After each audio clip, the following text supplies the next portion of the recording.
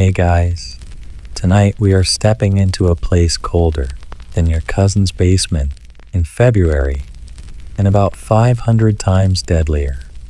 Imagine a cavernous stone hall stretching before you, lit only by flickering torchlight and a single roaring fireplace in the center. Smoke curls up into a soot-blackened ceiling, and the air smells of damp wool, spiced meat, and someone's recently singed beard. You shiver, your fingers already numb, and your eyes dart to the hearth. There it is, a fiery oasis in the frozen wilds of medieval power games. But hold up, you probably will not survive this. Because in this world, getting close to the fire is not just about staying warm. It is about honor. It is about reputation. It is about who owns the chair closest to the heat and who gets to kneel behind them, trying not to catch frostbite on their noble knees. And if you, a lowly guest or junior noble, dare to plop down where you do not belong, you might catch more than cold. So before you get comfortable, take a moment to like the video and subscribe, but only if you genuinely enjoy what I do here. And hey, tell me where you are watching from and what time it is there. I love seeing how far this little bedtime history club reaches. Now, dim the lights. Maybe turn on a fan for that soft background hum, and let's ease into tonight's journey together. You trudge across the rush-covered floor of a 13th century hall. It is technically a castle, but it feels more like a rocky refrigerator. You smell the bitter tang of wet stone and old wine, and hear a bard tuning his lute in the corner. All eyes are on the hearth, a wide, open fireplace with flames licking up like dancers showing off. The seating around it is already packed. You hover awkwardly near the edges, hoping someone important notices you and waves you over. Spoiler, they do not. The thing is, in the Middle Ages, being cold was not just unpleasant, it was dangerous. Castles were designed to keep people out, not heat in. Thick walls meant warmth did not circulate. Windows, if there were any, were unglazed and drafty. Roofs leaked. Clothing helped, sure, layers of wool, fur, and linen. But there was only so much cloth could do against winter in, say, northern France. So the fireplace became the ultimate social magnet. Everyone wanted in. But unlike your modern living room setup, this was not a first-come, first-served situation, where you sat near the fire, told everyone in the room exactly how important or unimportant you were. Sitting right in front of the hearth, that meant power, prestige, proximity to gossip, deals, and even a bite of roasted partridge if you played your cards right. The closer to the flames, the higher your rank. The seats facing the fire were for nobles and honored guests. Those off to the side were for lesser folk, minor clergy, maybe a favored steward. And the back row?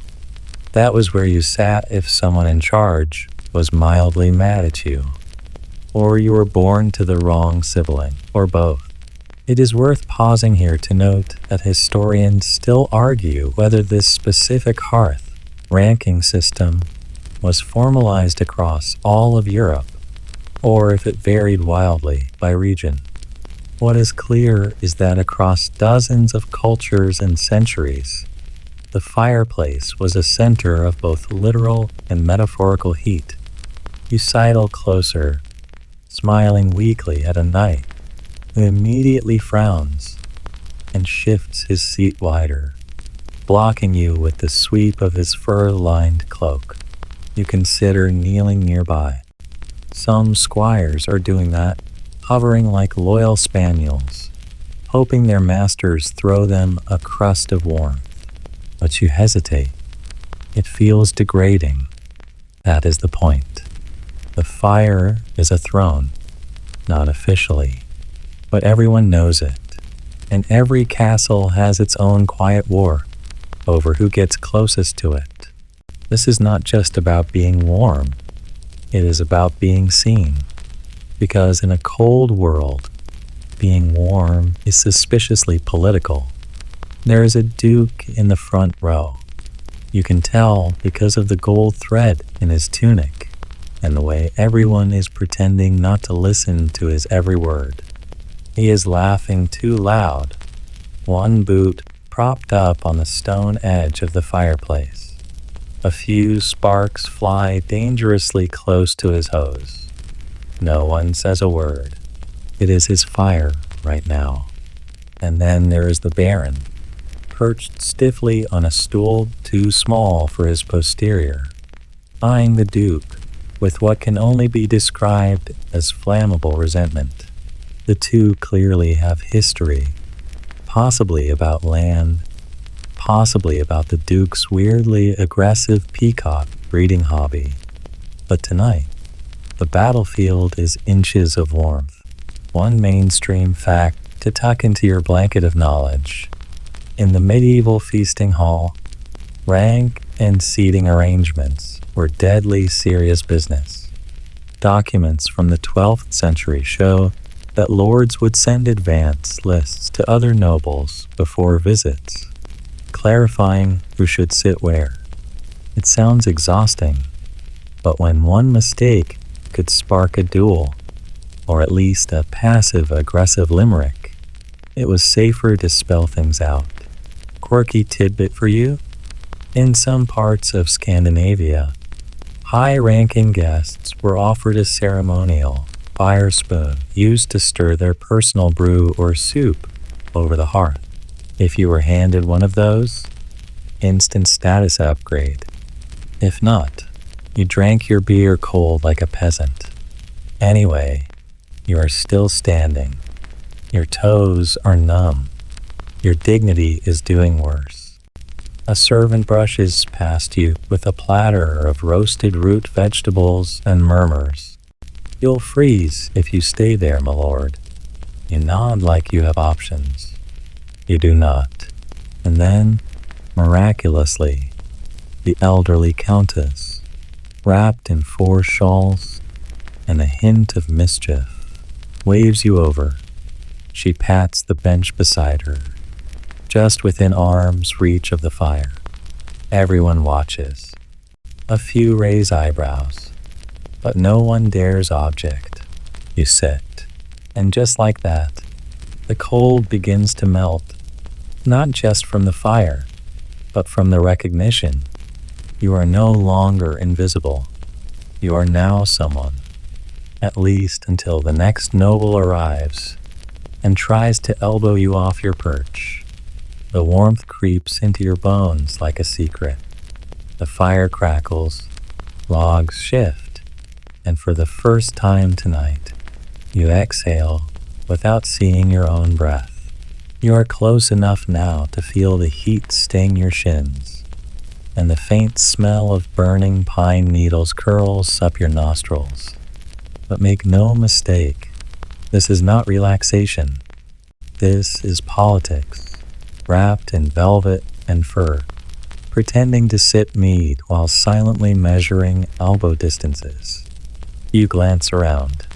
No one is slouching. Every spine is unnaturally straight. Every smile just a bit too calculated. The fire is not a comfort.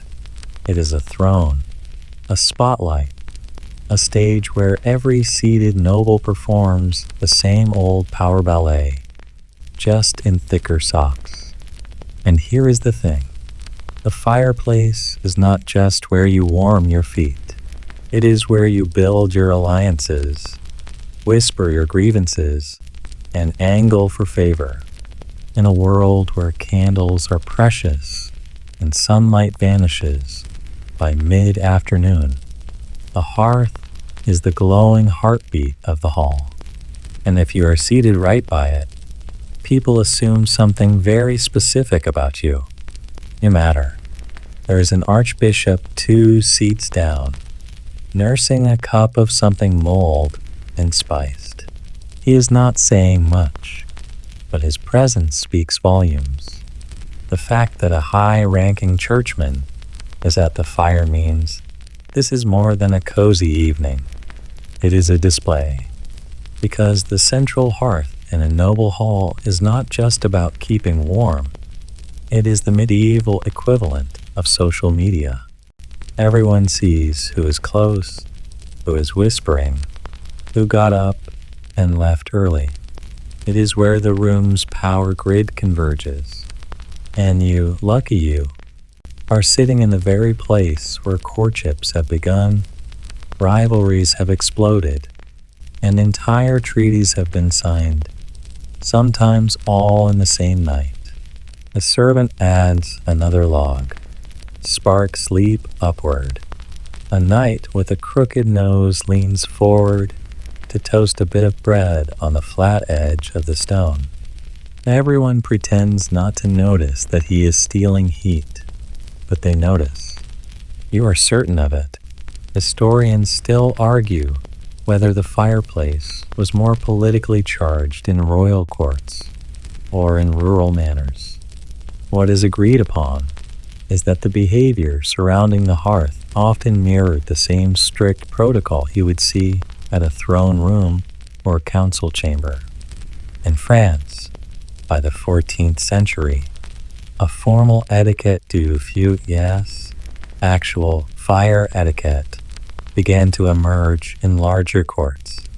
It dictated everything from which rank could sit with their back to the hearth, to how many fingers a duke might extend to warm. Okay, that last part might be exaggerated, but the energy was there. Meanwhile, in smaller or more remote settings, customs could be equally strict but less recorded. In the Scottish Highlands, for example, certain clans maintained hereditary first fire rights, where the chief and his immediate kin were guaranteed the best seats at seasonal gatherings. Others got ash in their hair, and it was not just about staying warm. The fire was light, and in those long, dark months, light meant visibility, storytelling, commerce, and, quite literally, life. When you are sitting around the fire in December in a stone castle, with frost creeping in through the mortar, you are not just basking, you are surviving, with an audience. Quirky tidbit time. Some particularly self-important nobles at hearth stools with their family crest carved right into the legs. Yes, because branding is everything, even if you are basically just leaning into smoke for 4 hours. Back in the hall, the conversation has turned to land disputes in Aquitaine.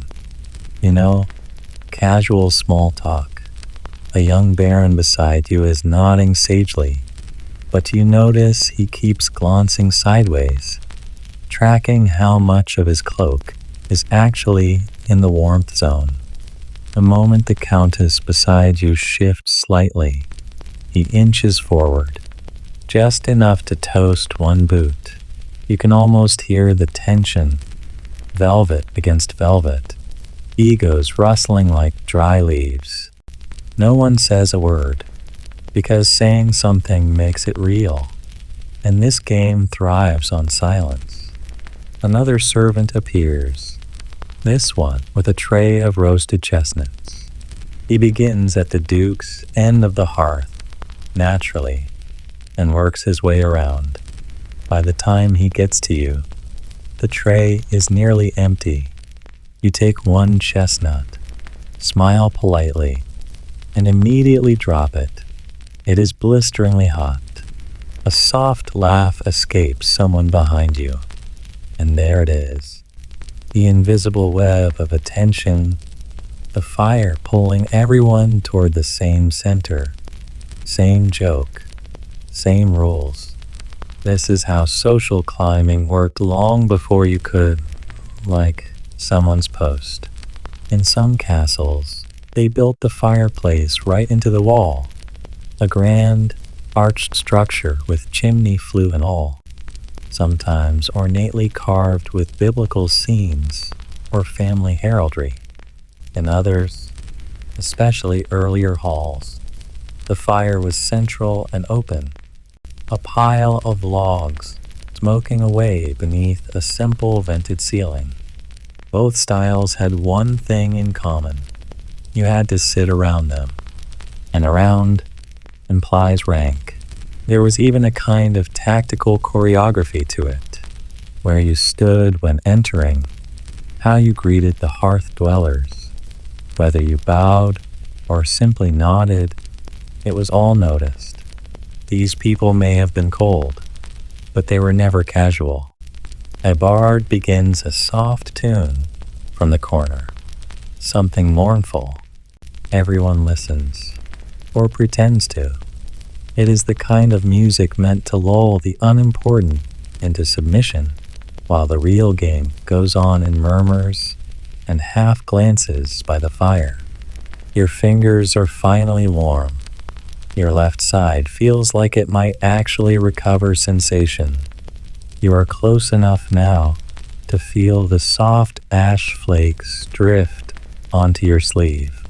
It is a badge of success. But the Baron beside you leans back, just slightly too far, and his elbow brushes yours. Not hard, just enough to make a point. You do not move, not because you are brave, necessarily, but because moving now would confirm your weakness. And around the medieval fire, perception is everything. The Countess smiles without looking at either of you. She knows what is happening. She has probably seen it 100 times. Maybe she even planned it. Because if there is one thing medieval nobles never stopped doing, it was using the fire, not just for warmth, but for power, status, and a kind of silent, glowing combat. And you? You are in the arena now, toasty toes and all. The Baron does not push again, yet, but the message is clear. Your time by the fire might be limited, and if you want to keep your seat, you will have to defend it, not with fists or swords, but with posture, timing, and the thinnest possible veil of civility. This is the slow duel of the hearth. You shift just slightly, mimicking the Countess's pose, upright, composed, as if you belong here, and have always belonged here. You even reach down and adjust your cloak like someone who expects to be seen. And that is half the trick. In medieval society, authority is rarely announced aloud. It is implied, lived, staged. A group of squires enters the hall from the far door, stomping snow off their boots and huddling together, breathing on their fingers. You can feel their envy even from across the room. They will not get near the fire tonight. They are here to serve, to fetch and carry, to hold stirrups and shine armor. Warmth is not yet their right. It is a reminder. Everyone starts in the cold. The practice of fire hierarchy was especially visible during winter feasts and court gatherings, when dozens or hundreds of people crammed into the great hall for celebrations. Seating became a delicate and often vicious business. The high table along the far wall was raised, illuminated, and almost always had the best access to the fire's warmth. Nobles maneuvered for days, sometimes weeks in advance, trying to secure those coveted seats. Historians still argue whether these arrangements were enforced by written record or simply by cultural memory. In either case, getting it wrong could have consequences. There are surviving chronicles describing duels, family feuds, even accusations of treason that began with something as petty and potent as a disputed chair. Here is a quirky nugget for you. In one Bavarian court, during the early 1300s, the steward reportedly kept a physical diagram showing who could sit where around the hearth, adjusting it with little carved wooden tokens. If you were promoted, you got nudged closer to the flames. If you embarrassed yourself, say, you fell asleep during a sermon or backed the wrong side in a council vote, you got pushed back a row, quite literally left in the cold. It makes you wonder what your token would look like tonight. You glance around the hearth and notice another subtle battle. Feet.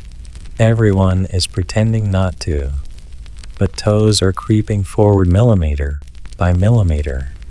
You spot a younger knight in tight hose gently nudging his boot under the hem of a merchant's robe, stealing a bit of heat. The merchant frowns, then casually crosses his legs, blocking the path. Nothing is said. Everything is said. The fire crackles, sending a plume of smoke upward, and for a moment the room seems to breathe with it. There is a rhythm to these nights, a rise and fall of heat, of talk, of silent drama. You are learning to read it, like a foreign language made of coughs, chuckles, and coat repositioning. Then the steward enters. The mood shifts instantly. He is not a noble, but he is the one who reports directly to the lord of the castle. He controls food, drink, and most relevant to you, seating. His eyes scan the hearth like a general surveying a battlefield. A few people subtly sit straighter. One minor knight stands up entirely, murmuring something about checking on his squire, and disappears into the corridor. The steward notes the empty spot. Everyone else does too. No one rushes to fill it. Instead, there is a pause, a flicker, because if you move too quickly, you look greedy. But if you move too slowly, someone else will. It is the medieval version of musical chairs, with added frostbite. Finally, a lady in waiting near the back rises and glides forward to take the open seat. She does it perfectly, gracefully, modestly, just enough humility to make her advance seem justified. You notice she keeps her eyes respectfully lowered as she approaches, but the flicker of triumph as she sits is unmistakable. It is masterful. And just like that, the heat balance shifts again. Everyone inches. Everyone adjusts. You do too, pressing slightly closer to the countess, as if pulled by accident. She raises one eyebrow, but does not object. You are learning. Now let us talk a little about architecture, because the fireplace itself was often a work of art. In the grandest halls, the hearth was enormous, sometimes wide enough for a person to lie down inside. Not that anyone did, but the size itself was a flex. The stonework might include saints, lions, family arms, even full biblical scenes etched above the mantel. In some cases, a fire dog or andiron was sculpted in the likeness of a noble ancestor, as if saying, "Yes, Our family has been warming our feet for centuries. Peasant, but in more modest manners. The fire could be a simple iron grate on a dirt floor, and smoke vented through a small louver in the roof. These simpler hearths still followed the same rules, though.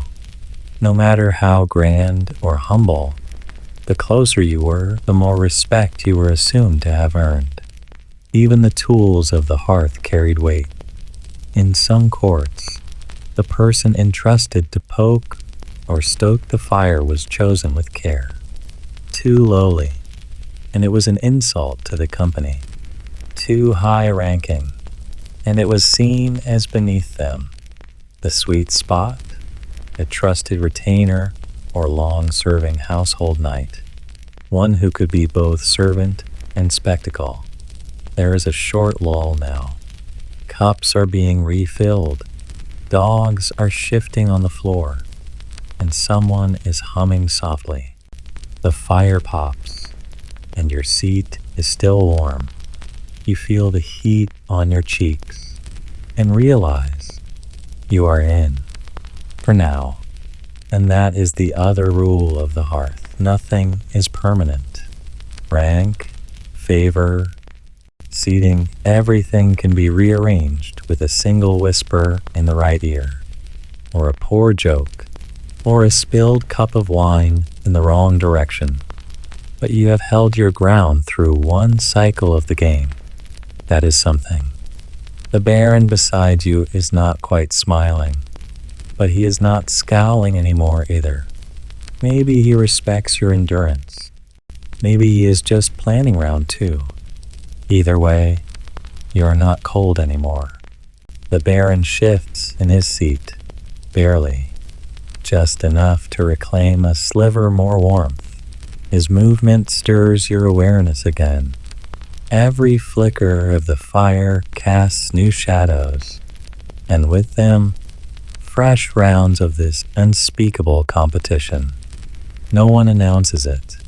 No one explains the rules. But everyone plays. This time, the steward does not leave. Instead, he lingers by the edge of the circle, hands folded behind his back. That is never a good sign. He is not watching for trouble. He is watching for shifts, adjustments in the human orbit around this flame. These subtle migrations tell him more about courtly favor than any letter or seal could. Who stands, who is invited to sit, who is ignored when they speak. The steward sees it all, logs it mentally, and likely delivers his observations to the Lord before the night ends. And he thought sitting by a fire was going to be relaxing. Let us talk about why fire seating mattered so much. Sure, warmth is part of it, especially in places where frost can creep into your marrow by dusk. But it goes deeper than that. The hearth was the one place in the castle that allowed everyone to be seen clearly. Remember, there is no electric lighting, no overhead chandeliers with dimmer switches. Outside, the fireplaces glow. You are a vague shape in the murk. Inside it, you are illuminated, literally and socially. For nobles, this visibility meant power. Being seen beside the count or earl, sharing a laugh in full view of others, was like stamping your coat of arms on the evening. It showed status, influence, and that delightful phrase everyone in history books likes to use, proximity to power. Historians still argue whether nobles genuinely liked each other's company, or simply endured it for strategic advantage. If you believe the poetry of the time, camaraderie flourished. If you read the legal records, you see that half these people were suing each other over grazing rights. Either way, sitting near the fire was a statement, a banner of belonging, and that banner could be snatched away in a heartbeat. Imagine this. A herald steps into the hall with a sealed message from a distant bishop. He kneels, presents it to the steward, who scans the text and leans down to whisper in the ear of the High Lord at the hearth center. The Lord nods once, subtle, contained, and suddenly the entire temperature of the room changes. The steward moves again, this time to tap a certain knight on the shoulder. A brief word is exchanged. The knight bows, murmurs something about duty, and leaves his seat. 2 chairs open, a little void of heat and honor. And just like that, the choreography resumes. A man from the back, a cousin of someone important, leans forward, pretending to look for someone. Then, as if it is the most natural thing in the world, he begins moving toward the fire. Everyone watches. Everyone sees. You do too, because this is what you are learning tonight in medieval life. Power moves slowly, gracefully, and always under the pretense of accident. But you do not just watch. You act. With a slight lean and a polite cough, you tilt your knee outward, occupying just enough space to suggest that the empty spot is no longer quite so open. The man slows. He hesitates. The seat is not his to take, not without pushing the envelope of etiquette. And pushing etiquette in this crowd is the social equivalent of juggling swords while blindfolded. He backs off, just slightly, but enough. A small victory. You feel it in the heat brushing your side. You are not just keeping your place. You are playing now. Quirky tidbit. Some 13th century noblewomen were known to use scent as a way of claiming space around the hearth. They would drape their sleeves or lay handkerchiefs scented with rosemary, rosewater, or cloves onto nearby stools or low tables. It was not just to smell pleasant, though that helped. It was to subtly mark territory. Yes, this stool has already been enveloped in my personal essence. Thank you. No one wanted to smell like someone else. Meanwhile, the lady-in-waiting who claimed the last open seat beside the countess is now holding court. She is not high-born, but she is clever and well-placed. She begins a story about a recent hunt in the eastern woods, and people lean in. You do too, partly because it is genuinely funny. It involves a confused pig and a particularly vindictive goose, but also because her presence is magnetic. She makes her place seem earned. That is another lesson of the hearth. Even once you get the seat, you have to prove you deserve it. Not with bloodlines alone, but with wit, awareness, contribution. A dull companion, even a titled one, might find their chair quietly removed the next time servants rearrange the hall. The musicians pick up again, a lute and a rebec, soft and shimmering in the background. It wraps around the crackling fire like a whispered lullaby, but no one sleeps. That is the thing. The fire may soothe, but this room is awake. Let us return for a moment to the architecture again. In some of the older Norman keeps, the hearth was not even in the hall at first. It was in a private chamber above, used only by the Lord and his immediate family. It took centuries for the concept of a central hall fireplace to evolve, and when it did, it restructured not just the buildings, but the very culture of gatherings. Now, people came together. Stories were shared, tensions aired, and of course, chairs contested. Back in your hall, Another subtle wave of movement. The Countess rises, perhaps to visit the solar, or simply to retire for the night. As she does, all conversation dips for a moment. She was an anchor. Her absence creates a hole, but not for long. 3 different nobles reposition themselves within seconds. It is almost ballet, the slow swirl of cloaks, the glint of rings in the firelight, the reshuffling of invisible ranks. You hold your ground. Your spot is not at the center, but it is near, enough to matter, enough to be part of the conversation, if only by laughter or nods. And then someone speaks to you. It is the Baron. At last, he asks your opinion about something you did not hear, the grain harvest, or maybe the tolls near the river bridge. But it does not matter. You answer steadily, confidently, even throw in a half joke about mildew in the granaries. He chuckles, just once, and then turns back to the others. But it was a nod, a moment, a sign that you are part of the dance. You are not just basking in the fire anymore. You are earning it.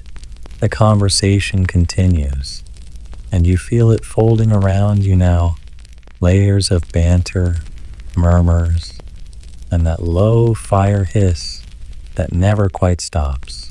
There is warmth on your face and ankles, but also in your ribs and your gut. You have survived the first ring of fire politics. You are no longer an outsider here, but do not relax. This is only the outer orbit. There are inner circles still hidden, like layers of an onion, and just as tear-inducing if you misstep.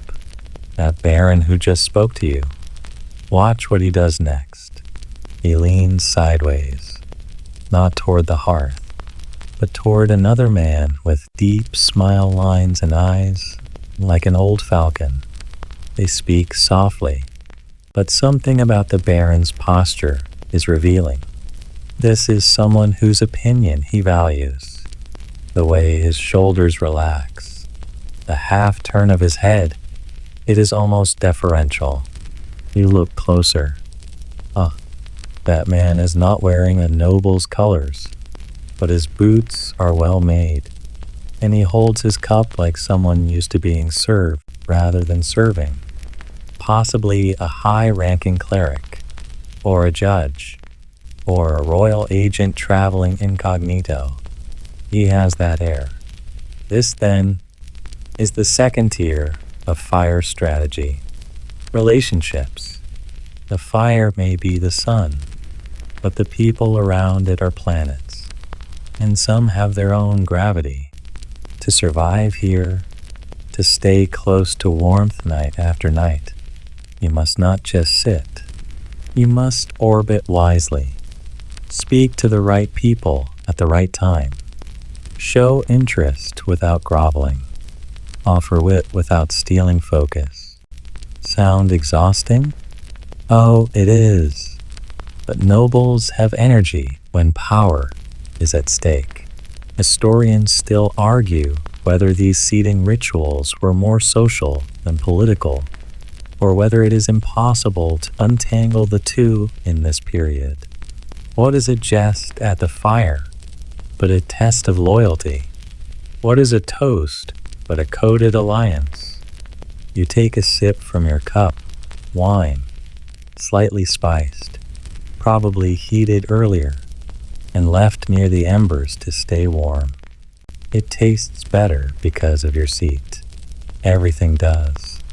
Nearby, a short burst of laughter erupts.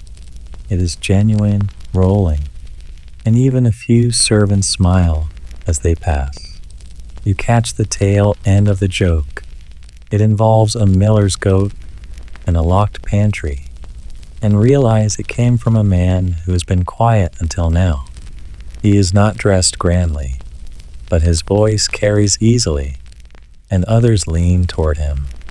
Another lesson: do not underestimate the unassuming ones. That man is likely a landholder, maybe a reeve or bailiff, not born noble, but essential to the running of estates.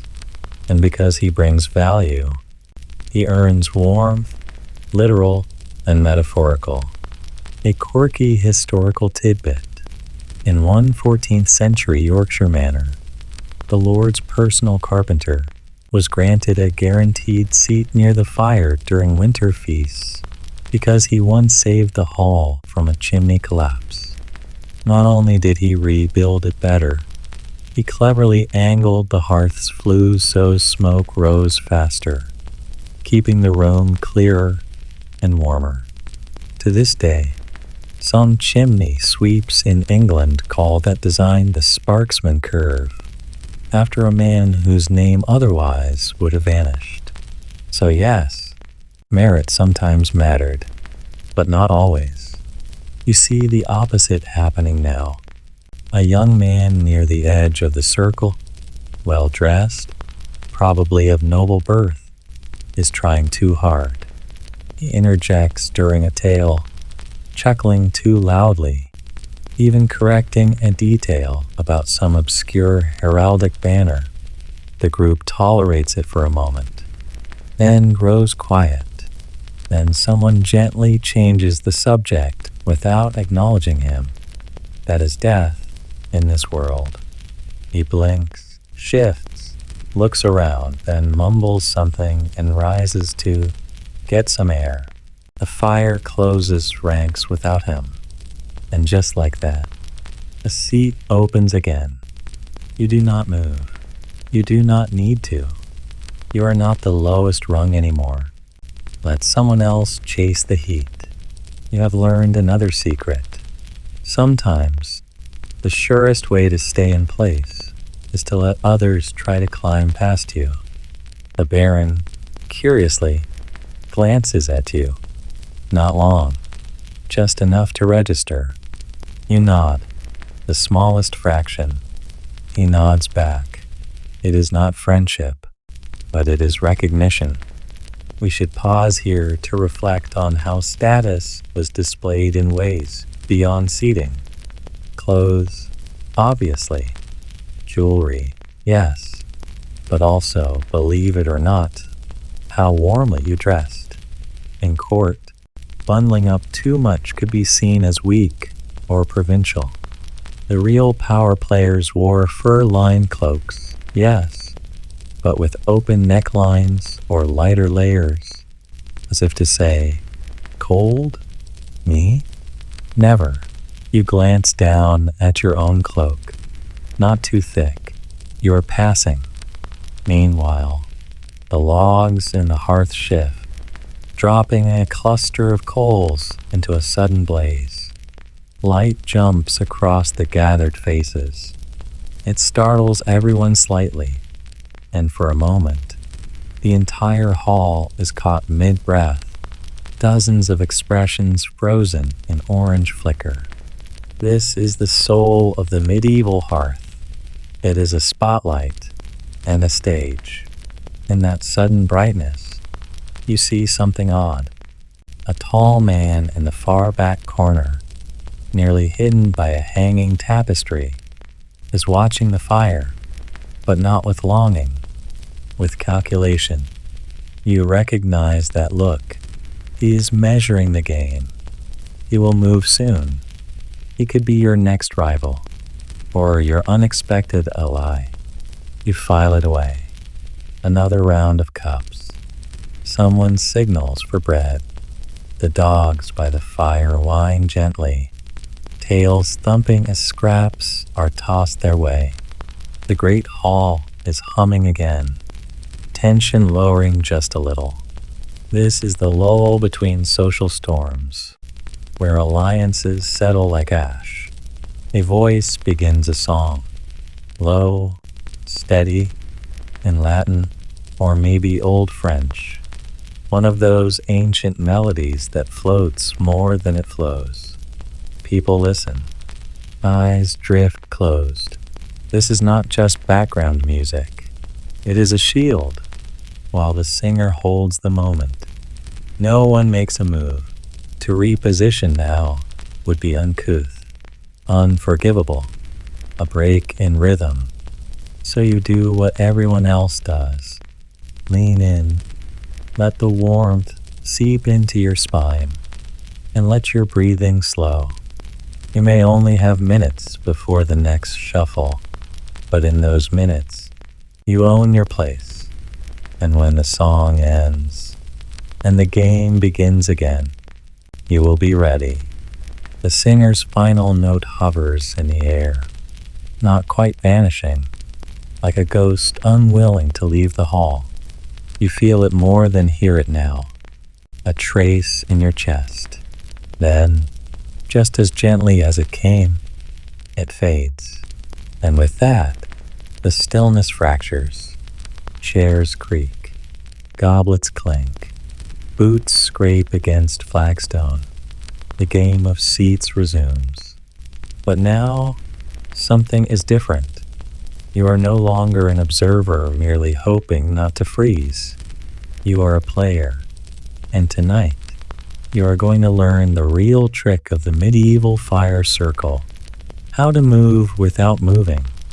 You watch as Lady Eleonore, who has remained quiet for most of the evening, adjusts her shawl and slowly leans toward the knight beside her. It is a lean made for two audiences. To the knight, it signals interest, maybe admiration.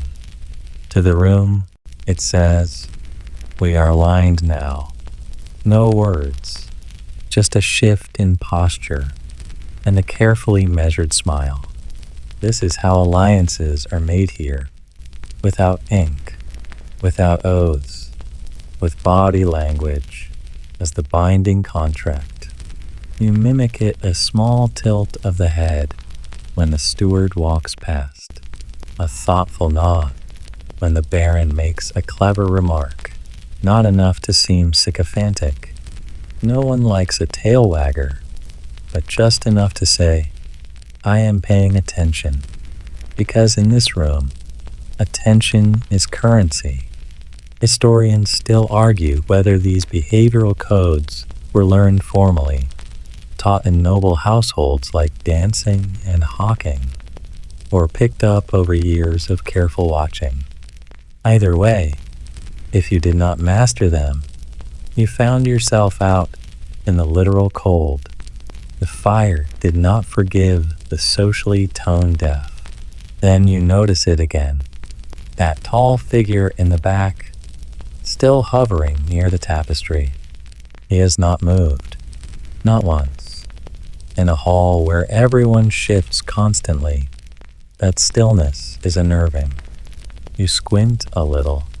His cloak is unusually dark, the fabric not catching the firelight like the rest.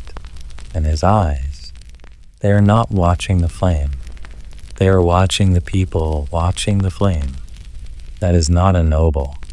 That is a messenger, or worse, an envoy.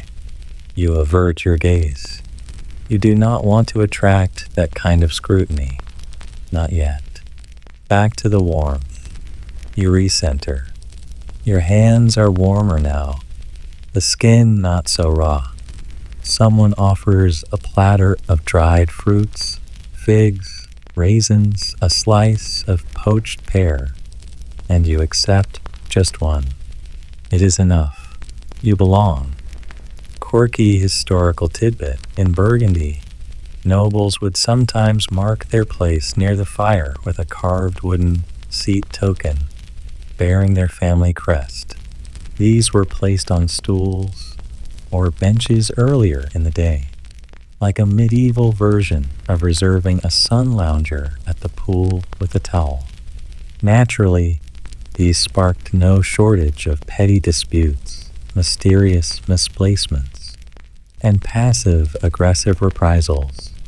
In one recorded instance, a squire was flogged for sitting on a token he claimed he thought was a cheese board. You glance down. No tokens here tonight. This circle is ruled by presence, not placeholders. And now, a shift in mood. The High Lord of the Manor, who has remained silent for most of the evening, finally speaks. He does not raise his voice, yet everyone hears him. That is power. He poses a question, casually, as if idly stirring the fire, but it lands heavily. What is the finest act a noble can perform? Oh, now this is dangerous, not because of the question itself, but because everyone is about to answer, and every answer is a reflection of values, ambitions, loyalties. This is no longer just a question. It is a test. The Baron goes first. He says, "Justice," and does so with a weighty pause, as though the word should resonate like a cathedral bell.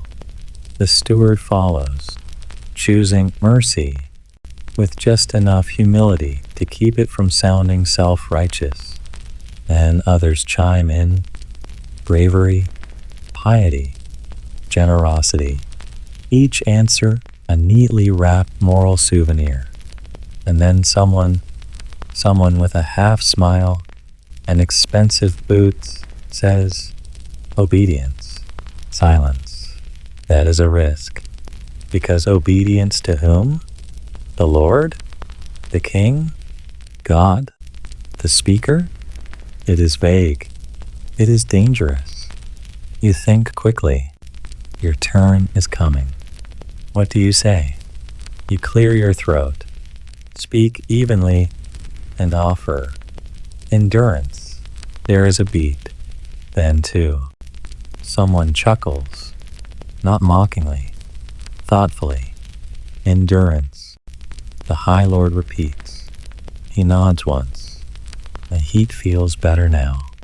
You did not just survive the question. You threaded it. And that is another trick of the fire circle. Knowing how to answer without answering. Offering something that fits every interpretation but reveals little. Cloaked speech, wrapped in diplomacy. This is not dinner conversation. It is verbal fencing in wool slippers. But the night deepens, and with it, so does the rhythm of the hall. Fewer people enter now. The servants have stopped refreshing wine. Dogs are asleep. And yet, no one leaves the fire. You are not just learning how to stay here. You are understanding why they all cling to it. It is not just heat. It is memory, gossip, position, identity. Even enemies find common ground at a hearth temporarily. And then, you feel it, that gaze again. The figure in the shadows has finally moved, not toward the fire, not away from it, but slowly, diagonally, as though circling something invisible. He stops behind the Baron, whispers. The Baron stiffens. His goblet trembles slightly as he sets it down. And just like that, the game resets again. Everyone feels it. Everyone shifts, minimally, politely, but with eyes now tracking both the messenger and the Baron. Something is coming. You do not know what yet, but the fire just got hotter and colder at the same time. The messenger glides away, disappearing into one of the darkened corners, like mist rolling out of a forest.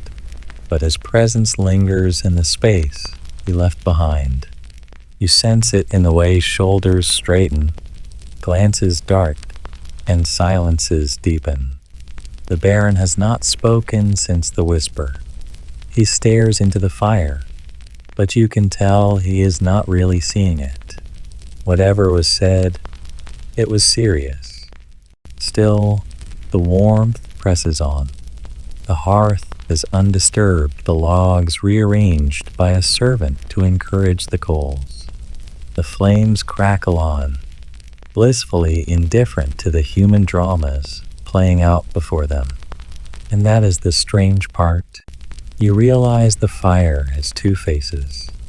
One is the open, glowing invitation, warmth, light, togetherness. The other is the mirror it holds up to everyone's intentions.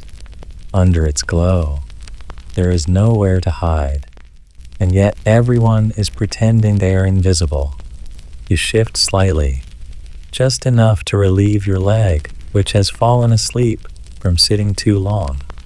That small movement catches Lady Eleonore's attention. She gives you the briefest of nods. It is acknowledgement, and possibly a signal. You wonder if she, too, noticed the Baron's reaction. Probably. She notices everything. A moment later, a footman arrives with another log. He places it onto the hearth with ceremonial care, as if it is a religious offering. And in a way, it is. Every log is a decision. Who gets to burn it? Who deserves its warmth? Wood is not cheap, and the best burning oak is reserved for nights like this. Mainstream historical fact. In many great halls, especially in winter, the fire would be tended by a designated servant whose sole job was to monitor its size, cleanliness, and smoke direction. The fire steward was seen as crucial to both comfort and decorum. If the fire smoked too much or went out, guests took it as a sign of incompetence, or worse, ill omen.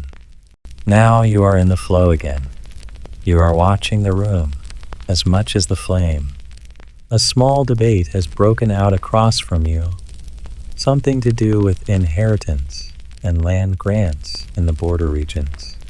Two men, cousins, apparently, are arguing, but politely. The elder insists the land was granted by marriage. The younger insists it was taken by conquest. Both have maps in their heads and opinions in their wine. The High Lord lets it go on. It amuses him, and maybe, just maybe, it serves another purpose, seeing who aligns with whom based on something as dry as territorial claims. You say nothing. You are learning another skill tonight. Strategic silence. Not every question deserves an answer. Not every fight requires your sword or your voice. Instead, you take in the room, and then you spot something unusual. Near the fire, closest to the warmest stone, sits a cushion.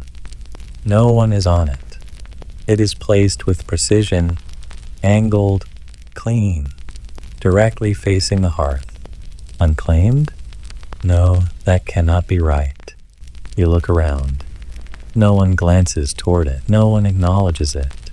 And yet, its presence is undeniable. You lean a little closer to the steward beside you and whisper, "Who sits there?" He glances down at the cushion, then leans in, voice low. "That is the bishop's seat. He is late." "Oh." You nod slowly. "That changes things. You have heard of this bishop. More of a diplomat than a spiritual leader, known for keeping kings waiting and lords guessing. When he arrives, the dynamic will shift again, and his seat is so close to the fire, it is practically touching the grate. A quirky tidbit. In certain noble households, seating was not only ranked by proximity to heat, but by spiritual hierarchy. Bishops, abbots, and certain favored confessors could outrank barons simply because their presence symbolized divine oversight. It was a sort of heavenly fire insurance. You settle back, recalibrating your position. If the bishop comes, he will disrupt the line of warmth and possibly your newly gained foothold. Unless you make yourself useful. Another noble, younger, and a little tipsy, fumbles with his goblet. It wobbles, nearly spills into the lap of a well-dressed woman beside him. You react before he does, catching it by the stem and setting it upright on the nearest bench. The woman gives you a look, not surprise, approval. You just added another layer to your survival strategy. Well-timed helpfulness. This is how fire politics works.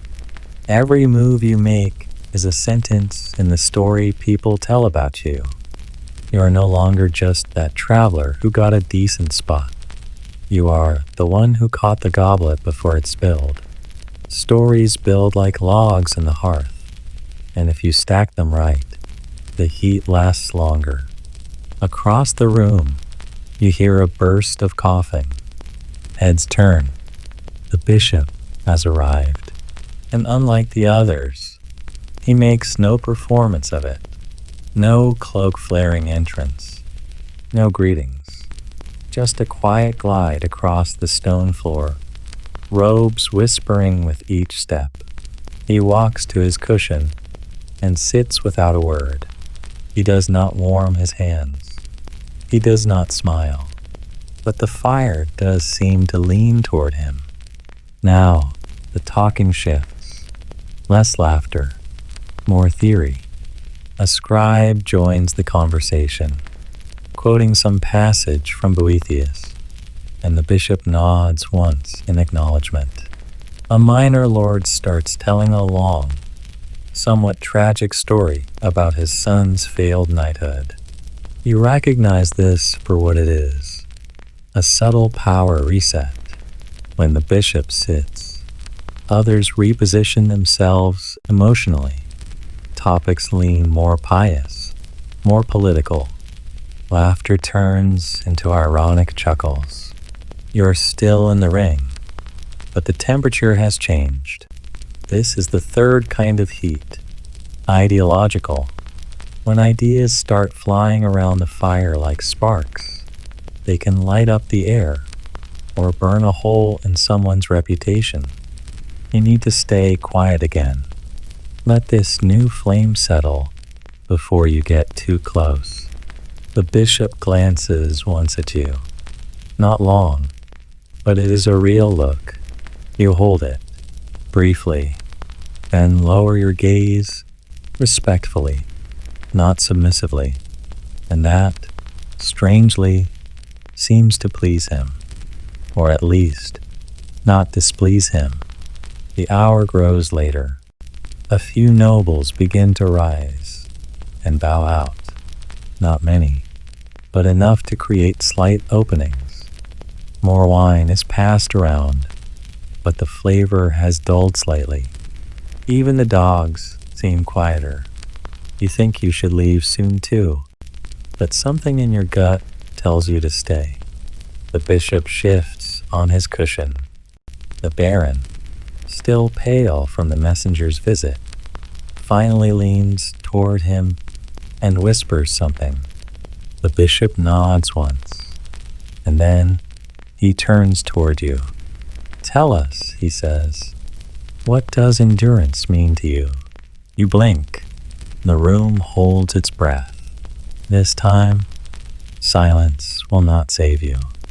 Your breath catches for half a second, which in this room might as well be an hour. All eyes are on you. Not a single goblet moves.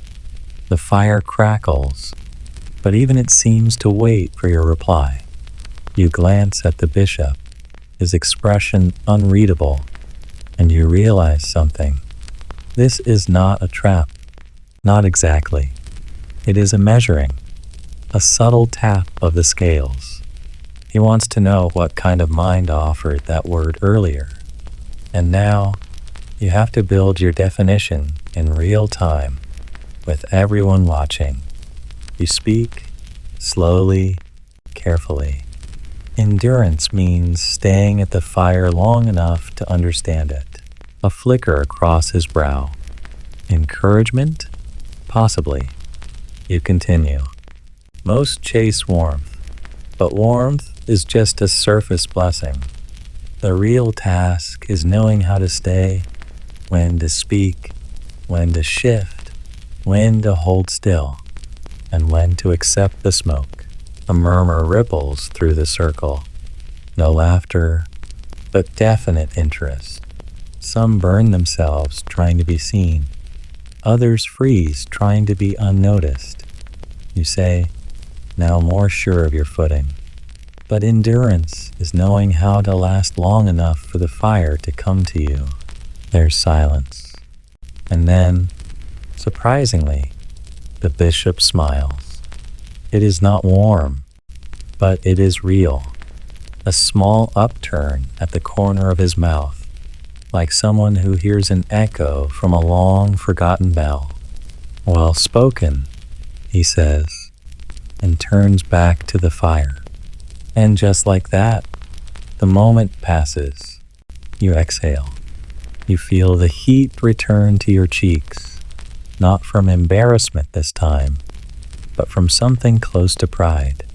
A noble 2 seats down raises his goblet slightly in your direction. You nod, casual but grateful. You did not just survive, you contributed. That is how you stay near the fire. Mainstream historical fact. In the great halls of medieval castles, speaking directly to a bishop or any high-ranking cleric was usually discouraged unless invited. Their dual status as religious figures and political influencers made them doubly intimidating. To be addressed by one was to be noticed by the church and the crown. The game you are playing has just been bumped to the next level. And now, back to the Baron. He has been quiet too long. He finally stands, slowly, with the stiffness of someone whose thoughts have not been on his own body. All conversation fades. I must retire, he says, and the room understands. Something serious is unfolding. You notice, as he bows to the bishop, that his right hand shakes ever so slightly. Another shift occurs. His exit does not leave a gap. It creates a vacuum. Those nearest to him subtly lean in toward his now empty chair, not yet claiming it, but considering its warmth. You resist the urge. Because another truth about fireside strategy is this: the seat still smells like the last person, and sometimes their business is not finished. A fringe historical tidbit. In some noble courts, it was believed that lingering in the recently vacated seat of a troubled guest could transfer their misfortune. Warming cursed ashes, the expression went. Superstitious, yes, but in a world where plague could pass with a handshake, people did not take chances. So instead, you observe. The bishop exchanges a few quiet words with the steward. You cannot hear them, but the tone is brisk, almost dismissive. Then, as if nothing happened, the conversations resume. A noble recounts a hunting story involving a particularly clever boar who doubled back and chased the hunters instead. The tale draws laughter, a relief after the tension. But beneath the surface, the power lines are sparking. You lean toward Lady Eleonore, who has not spoken for some time. Was that message bad news? You ask quietly. She considers you for a moment, then says, if it were good news, the Baron would have shared it. You nod. She continues, more softly, he is going to war, or exile, or both. You blink. That explains the trembling hand and the vacant eyes. Now, something occurs to you. His warmth is up for grabs. Not just his seat, his lands. his alliances, his legacy, and everyone knows it. You are not just surviving anymore. You are circling opportunity.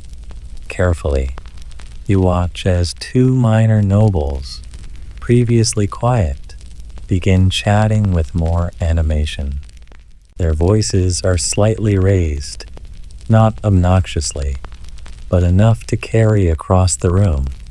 They are telling tales of loyalty. One boasts about a cousin who died in service to a disgraced duke. The other shares how he offered his own grain stores during a siege. You recognize this as performative allegiance. They are positioning themselves for the next patron. Whoever takes the baron's place, politically or otherwise, will remember these stories. Meanwhile, the bishop's seat, closest to the hearth, remains motionless. His robes flicker gold in the firelight. He speaks little, yet his silence is a kind of gravity. Another servant enters quietly. This one bears a folded parchment, sealed with wax. He glides past everyone and bows directly to the bishop. All talking stops again. You cannot help but feel the fire is the least hot thing in the room. The bishop breaks the seal with one elegant movement. He reads silently. Then he folds the parchment, places it on his lap, and murmurs something to the steward. The steward bows and disappears. Then the bishop speaks aloud. The king is traveling north, he says. 3 days hence. There will be stops. That is all he says. But that is more than enough. Everyone understands. The king's movement is rare. His direction, north, means something. And stops. That means someone in this room may soon be hosting a monarch. Tension becomes oxygen. You feel the warmth of the fire again, but this time it is overlaid with the heat of ambition. Not everyone wants the king under their roof, but everyone wants to be asked. Lady Eleonore's voice cuts softly through the air. We are all flint now, she says, waiting to see who strikes first. And you? You sit still, because sometimes the hottest move is none at all. The mood has transformed. You feel it in the stillness that follows the bishop's words. The air is thick with speculation, and every heartbeat seems to pulse with fresh calculation. The king is on the move. That means roads to clear, rooms to prepare, titles to adjust, and allegiances to fortify, preferably before his horses cross your moat. You watch the nobles like a card player watching his opponents shuffle. Each shift in posture, each glance, each absent-minded swirl of wine is no longer just habit, it is strategy. Everyone is trying to guess who the king might visit, and more importantly, why. A noblewoman 2 seats down leans toward her companion and whispers something behind a lifted fan. The fan, that tiny shield of gossip and gamesmanship, satin-covered, flower-painted, entirely too innocent looking for what it is usually used for. You pretend not to notice, but her eyes flick toward you when she lowers it. Were you just disgust? Probably. You did speak to the bishop, after all. Mainstream historical fact. Royal progresses or tours were more than just symbolic journeys. They served as displays of power, chances to inspect the loyalty of nobles, and a way to redistribute royal attention like a benevolent sunbeam or a burning lens. Being visited by the king could mean elevation or investigation. The fire crackles again. A log collapses in on itself with a soft sigh, and sparks flit upward like nervous birds. A servant quietly rearranges the grate, but this time, instead of adding wood, he simply stirs what is left. You realize the heat is fading. People begin leaning closer to the flames. There is an unspoken rule about this. No one actually gets up and pulls their seat nearer. Instead, they do it incrementally, inch by inch, elbow by elbow, as if the others will not notice. You notice, and you also notice who resists the urge. Lady Eleonore, for example. She remains exactly where she was, regal and composed, as though the fire should come to her. That stillness draws attention, makes her seem untouchable, and that is precisely the effect she wants. You're starting to appreciate the finesse it takes to sit still. But not everyone possesses such self-control. A younger knight, emboldened by wine and possibly the illusion of importance, rises and steps slightly forward, just enough to catch more warmth on his knees. The bishop turns his head, just a fraction. The knight freezes, and then, very slowly, sits back down. No words were exchanged, but the message could not have been louder if the bishop had thrown his goblet at him. A fringe tidbit. In several medieval households, fireplaces were designed with symbolic tiers of proximity. Those closest to the flame were sometimes marked by patterned tiles or carved stones, signifying rank. Crossing into someone else's fire zone could be seen as both disrespectful and presumptuous, like borrowing someone's crown without asking.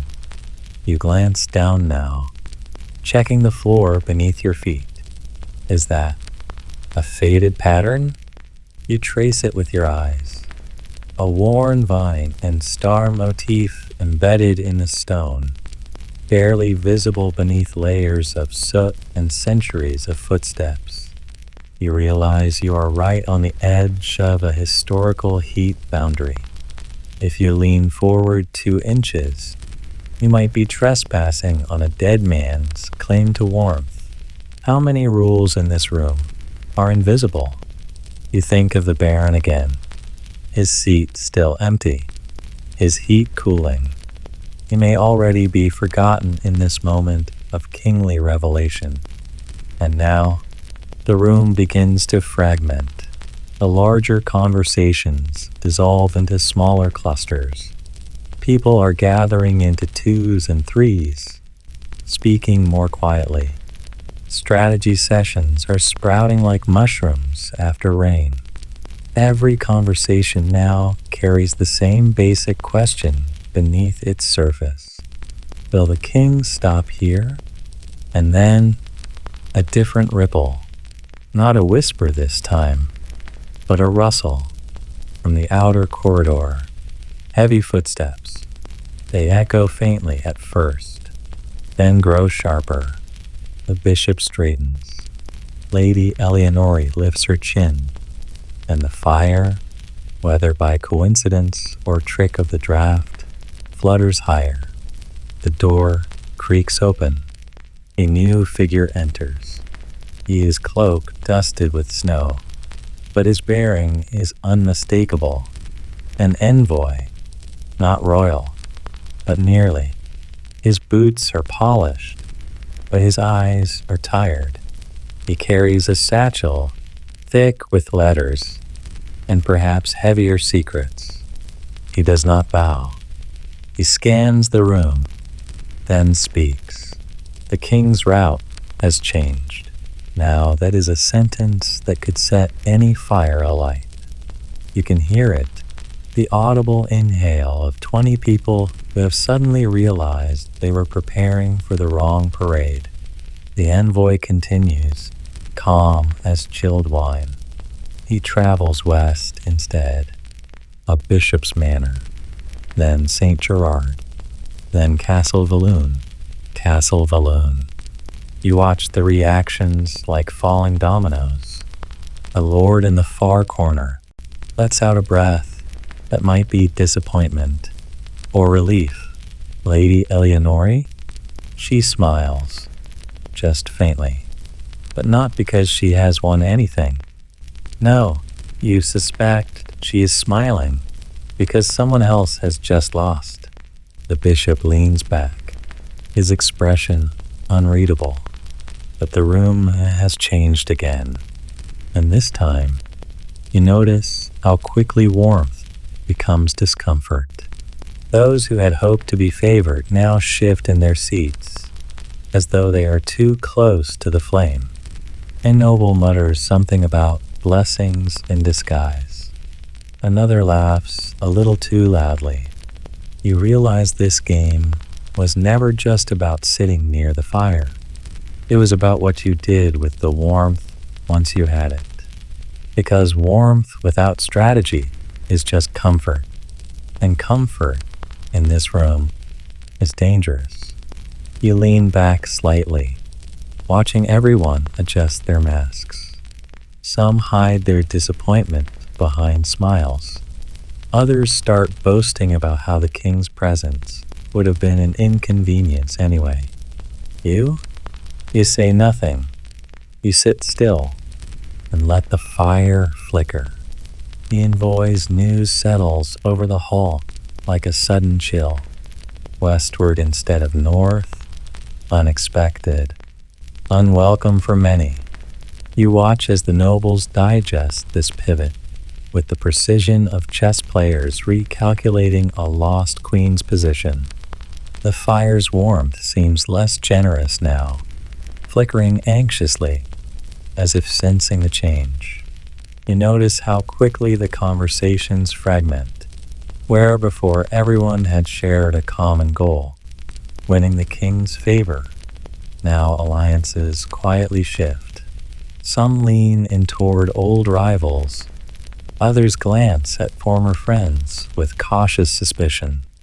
The game intensifies, but the rules remain invisible and merciless. You catch Lady Eleonore's eye. Her faint smile has vanished. She folds her hands neatly in her lap, composing herself with practiced ease. You suspect she's already considering the next move, because losing the king's favor isn't an option, no matter the route. Historians still argue whether royal progresses were genuine attempts to strengthen bonds, or thinly veiled inspections to expose dissent. The truth is probably somewhere in between, and it plays out right here, right now, in subtle shifts around the hearth. A minor lord nearby clears his throat, loudly enough to pull attention. Then we must prepare for guests elsewhere, he declares. The fire will burn colder here, without the king's light. He smiles, but it's tight, strained, the kind of smile that says he knows his own house might not last the winter. You shift your weight, feeling the stone floor beneath your feet.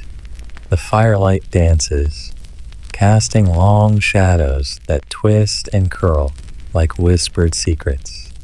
This room, this moment, feels less like a warm gathering and more like a battlefield lit by embers. Quirky tidbit. Some medieval nobles believed that fires in the Great Hall were enchanted. If you sat too close or too long, the fire could mark you, sometimes with good fortune, sometimes with misfortune. Others claimed that ashes held a spirit of the house, which would guard or curse guests, depending on their intentions. You find yourself wondering, who is truly marked tonight? The steward suddenly reappears, carrying fresh logs. He moves carefully, as if stepping through a minefield of egos and politics.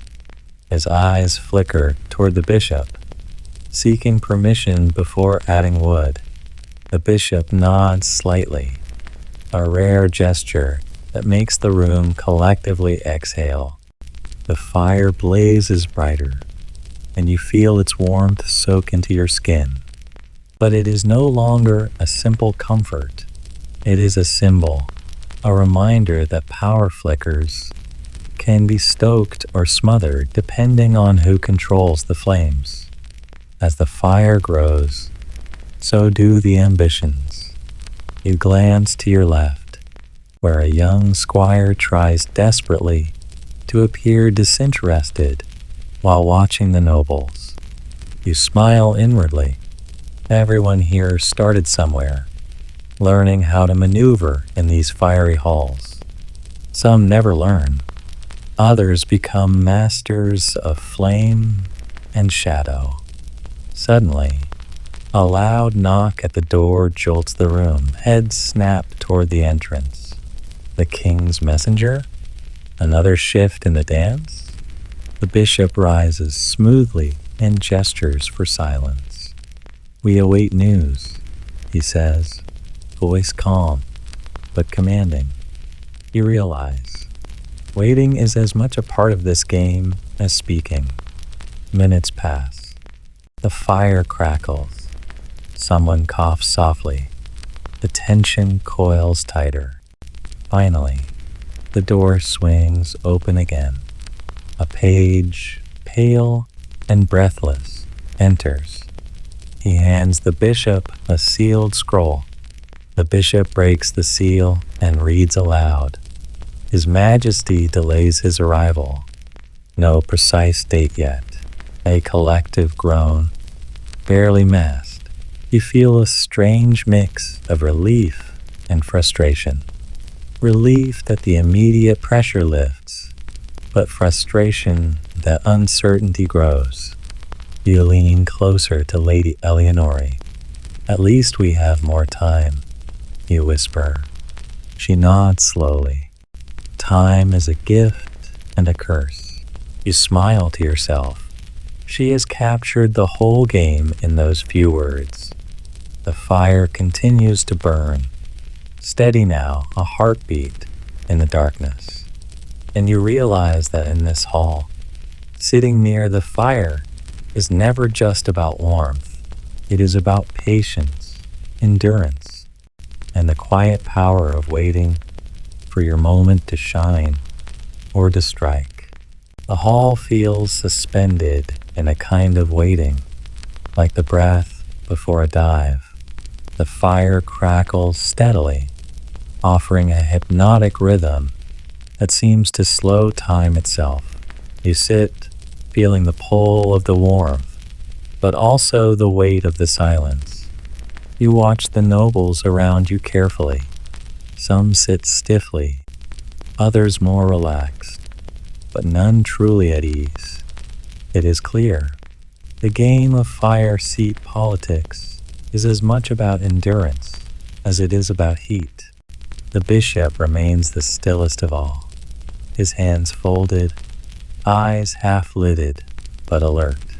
You wonder how many fires he has witnessed, how many tempers he has cooled or inflamed simply by remaining silent.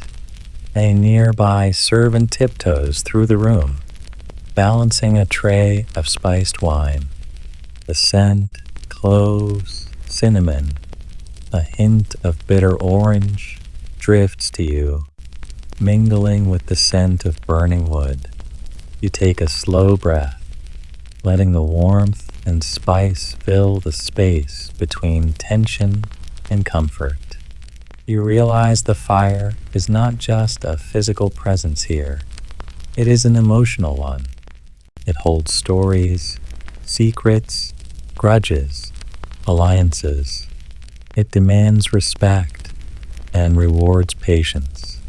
A minor lord shifts and clears his throat, breaking the spell. "Perhaps the king's delay is wise," he suggests. A lord must not only be ready to welcome, but to prove worthy. You nod slightly. Worthiness. That is the hidden currency tonight. Worthiness is not declared. It is observed, measured in silence, in glances, in subtle movements around the fire. Historians still argue whether the symbolic power of the hearth was greater than the physical warmth it provided. Some claim it was the heart of medieval social life. Others suggest it was a stage for endless political theater. You lean toward the theater theory, because what you have witnessed so far is nothing if not a performance. Your gaze drifts to Lady Eleonore again. She gestures to a young squire nearby, who moves quickly to refill her goblet. The flickering firelight catches her eyes, dark and unreadable. You suspect she sees the game several moves ahead, the firelight reflecting plans too subtle for most to detect. You feel a light tap on your shoulder, a voice, soft but urgent. Do you know about the firekeeper's tradition? You shake your head. The speaker, a middle-aged man with a thin beard and sharp eyes, smiles knowingly. It's a superstition, really, he explains. But in some houses, the firekeeper was the one who decided who sat closest, who got the best warmth, and who got left to the cold. They say the keeper could curse or bless with a flick of the embers. You grin. Sounds like a powerful job. He nods. More than you think. The keeper was sometimes a servant, sometimes a noble. Their power came from being in control of comfort itself. You reflect on that as the fire pops softly, sending a shower of sparks upward. Comfort is power. Control of comfort is influence. Influence is survival. And survival is sitting just right. A sudden burst of laughter breaks the tension. A younger noble, emboldened by spiced wine, recounts a ridiculous tale about a knight who tried to joust a windmill, mistaking it for an enemy. The room relaxes slightly, the laughter genuine and necessary. You realize how much this fire is like life itself, sometimes fierce, sometimes gentle, sometimes unpredictable. And you? You lean in a little closer, ready for whatever flickers next. The fire's glow flickers, casting shifting shadows across the faces around you.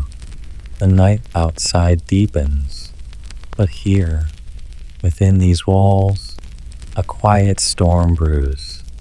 You sense it in the tightening jaws, the deliberate coughs, the barely concealed eye rolls that pass like secret signals. A distant horn blows, echoing faintly through the stone corridors. The messenger's news is still fresh in your mind, but now whispers swirl. Rumors of a rival noble house planning to challenge the king's authority during his westward progress.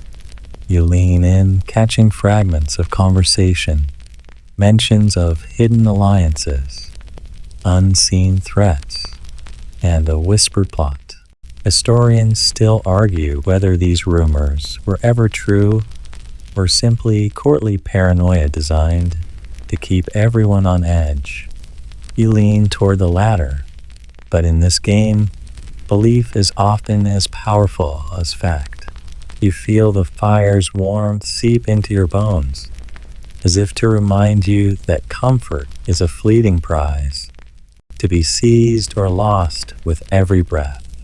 A fringe tidbit floats your way from a nearby noble, a joke about how some lords kept live birds near the hearth, supposedly to ward off bad luck, but mostly to annoy rivals by startling them with sudden fluttering. You chuckle softly to yourself. The idea of a nobleman's bird startling a knight out of his pompous pose is oddly satisfying. The bishop clears his throat, drawing attention. He speaks quietly, but with undeniable authority. Let us not forget that proximity to the fire does not guarantee favor. It is one thing to sit near the warmth. It is another to be warmed by the king's grace. You nod, feeling the weight of those words. Sitting near the fire is a symbol, a statement, but the real power lies in what happens after the king's arrival. The honors bestowed, the whispered promises, the alliances forged in shadow. The fire sputters suddenly, a small cascade of sparks drifting upward. You glance toward the hearthkeeper, a lean man with eyes sharp as flint, his hands steady as he tends the blaze, adding just enough wood to keep the fire alive, but never so much as to flood the room with heat. The keeper's role is subtle but vital. Too much fire, and tempers flare. Too little, and comfort becomes a weapon. You realize the keeper is the invisible hand steering the entire game. Quirky tidbit. Some medieval households believed the hearth smoke carried messages to ancestors.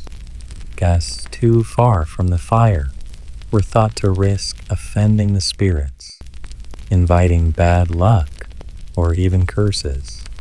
Proximity to the fire was thus a matter of spiritual as well as social importance. You glance down at your own feet. The cold stone floor reminds you how easily fortune shifts. One moment warmed by fire, the next chilled by neglect. Suddenly, a knock at the door. More messengers? Or perhaps the king himself. The bishop gestures for silence once more. The door opens, and the man steps in, dressed plainly, but with an unmistakable air of urgency. He holds a sealed parchment. "News from the west, my lord," he says. The bishop breaks the seal and reads aloud. "The king's route is delayed further. He will not arrive until the morrow's dusk." A murmur rises, the firelight dancing over faces, clouded with impatience and calculation. You settle back, feeling the fire's steady pulse beneath you. Tonight, sitting near the fire is not just about comfort. It is about patience, strategy, and the delicate balance of power that could tip with a single shift of a seat. The night drapes heavier now, the firelight flickering like a heartbeat in the shadowed hall. You feel a strange mixture of fatigue and anticipation pressing on your senses. This waiting game has layers, each moment pregnant with potential, each breath a chance to rise or fall in the eyes of power. Around you, nobles begin to settle into patterns, small groups whispering, others retreating into silence.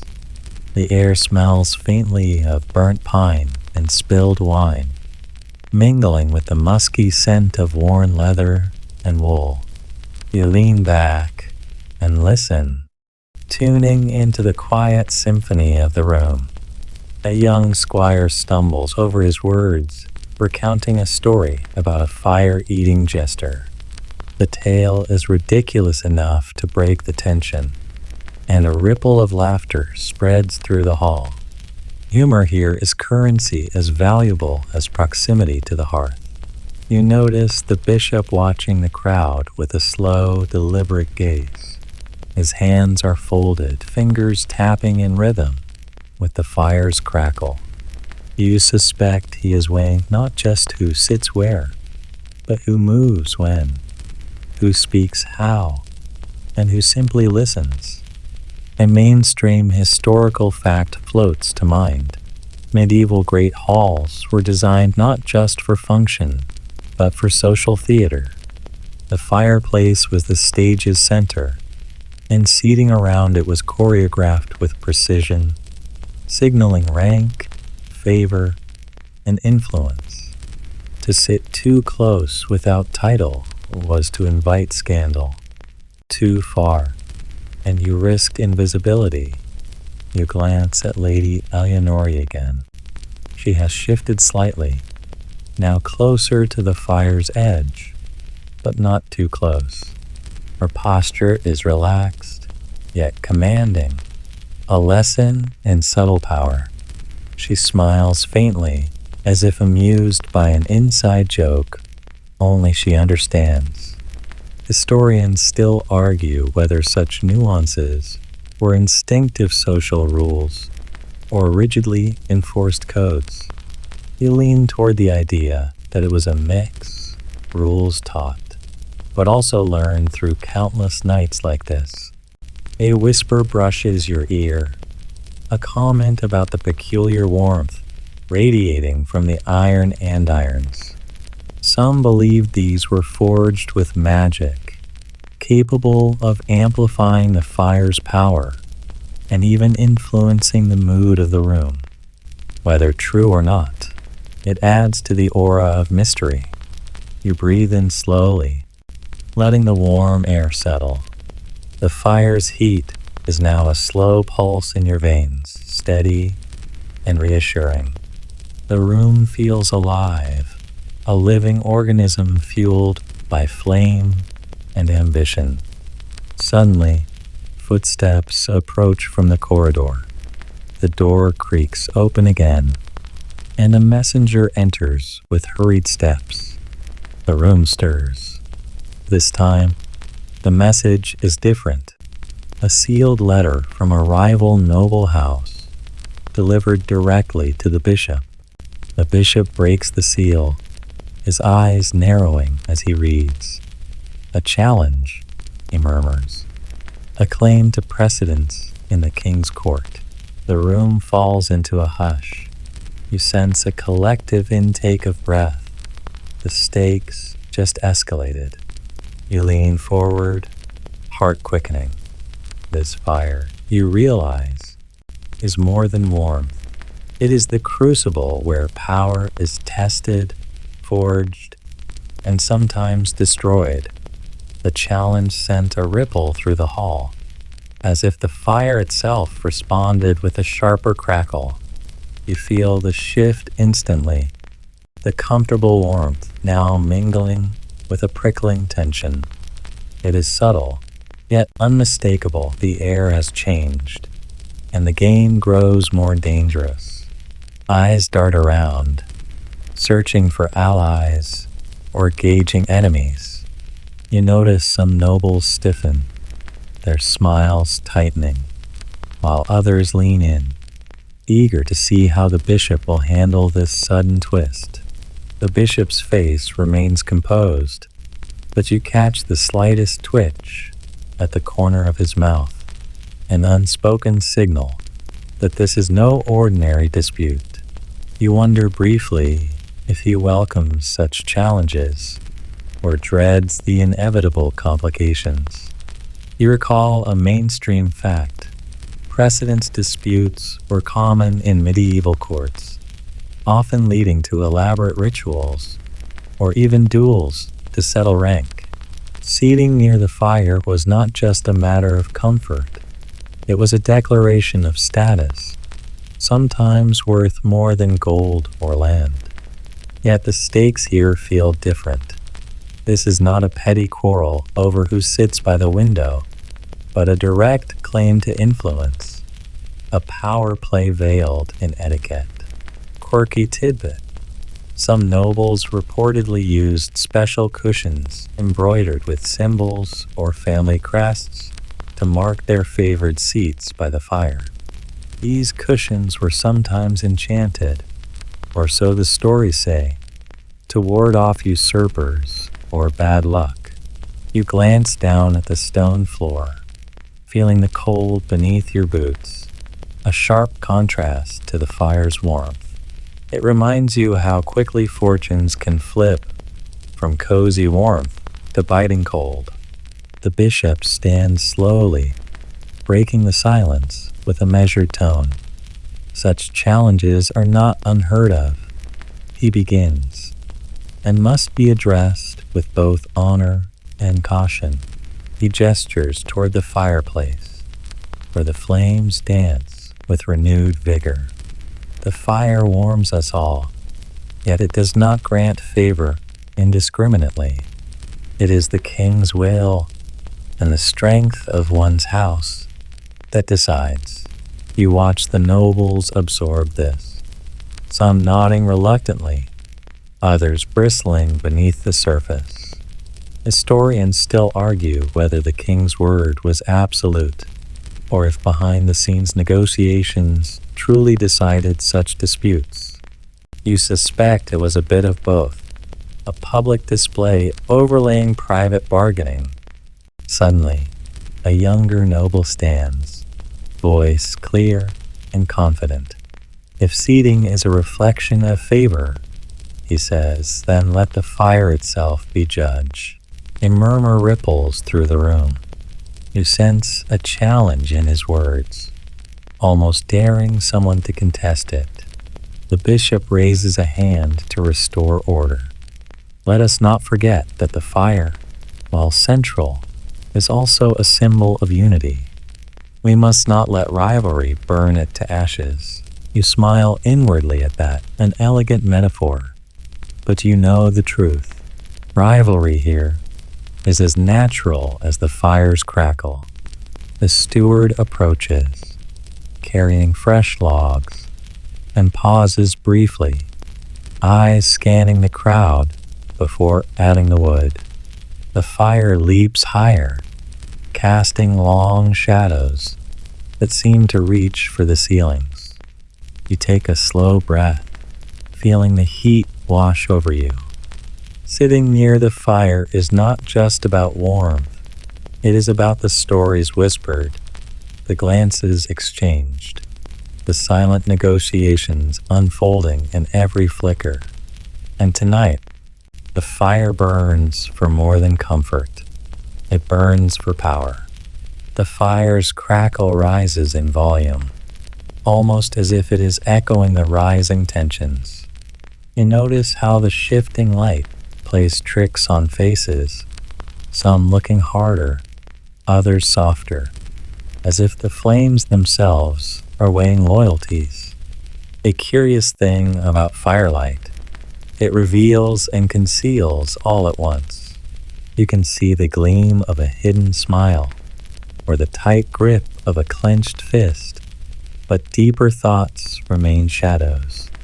Sitting near the fire is like standing at the edge of a secret. You might glimpse it, but never fully grasp it.